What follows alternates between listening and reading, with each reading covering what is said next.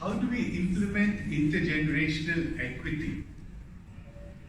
This question from India's Supreme Court had us puzzled. Intergenerational equity? What does it mean? It turns out the answer is quite simple.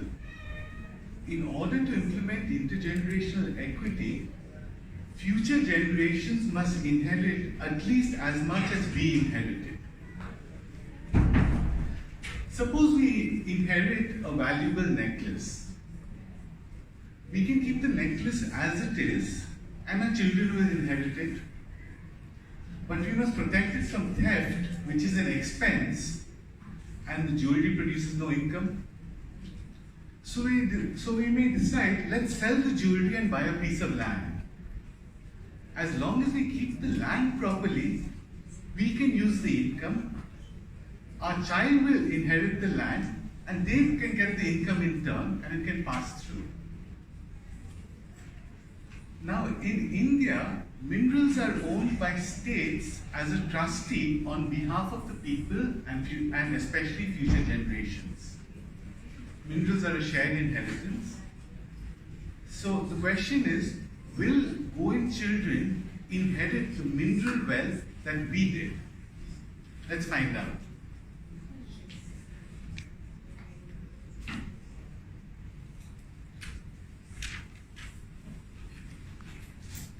We use the annual reports of our largest miner, Vedanta, and the government financial data over an 8-year period.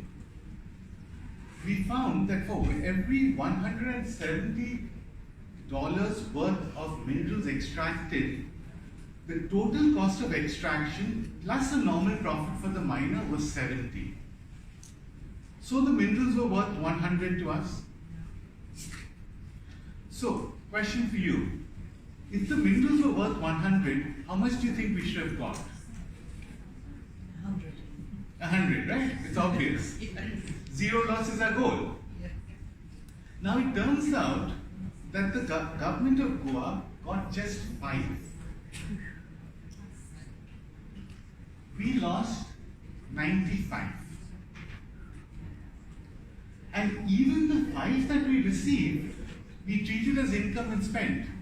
So that's also gone. So it's 100% loss. Sadly, Goa is not an exception. We found similar losses in India across minerals. Recently, we found in Australia, over the decade 2000 to 2010, of the value of the minerals extracted, Australians lost 82%. So what's going on? Mining has been going on in Goa in pockets for over 60 years. It's been a large employer in the past, but not a huge contributor to state finances, as you can see. The mining barons have always controlled state politics through political funding. And between lobbying and paying bribes, they've also managed to break the law for long periods of time. Now, the people in the mining areas have protested. The miners offer the local leaders overpriced trucking contracts to basically co-opt them. So the local population gets divided. Ordinary people in cities, they see mining as good because it produces jobs and creates revenue for the government.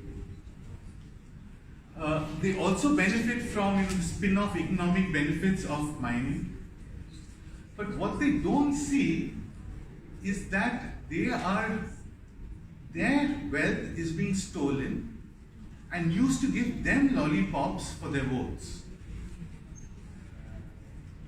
So, at the end, we have the miners, the mining employees, the mining dependents, the politicians, the bureaucrats, the local leaders, civil society. Everybody's wanting more mining. And there are a few of us who are opposing mining and we've basically become anti-development. So how do we stop this madness? 5 principles. First, minerals are owned by the state as a trustee on behalf of the people and especially future generations. Second, as we have inherited the minerals, we must make sure our children inherit either the minerals or their full value. Third, if we mine and we sell our minerals, we must ensure zero loss. We must get the full value of our minerals other than the extraction costs and a normal profit for the miner. Fourth, whatever we, like Norway, whatever we receive, we must save for our children, ideally in a future generations fund. And fifth, we own the minerals, we own the fund, we own the income from the fund. Like Alaska, distributes the real income as a citizen's dividend, equally to all as a right of ownership.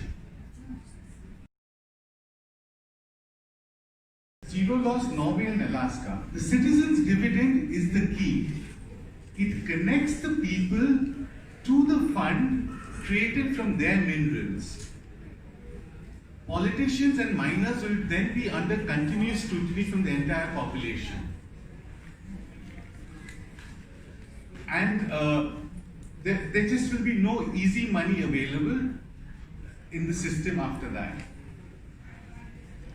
So in Goa, the Supreme Court of India, in our litigation, they ordered a cap on mining as well as the creation of a permanent fund on grounds of intergenerational equity. This is a global judicial first. Of course, permanent funds exist in many places. The Supreme Court of India also ruled that all mining in Goa after 2007 was illegal.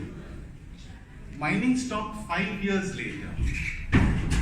Now, illegal mining is theft. $10 billion was stolen.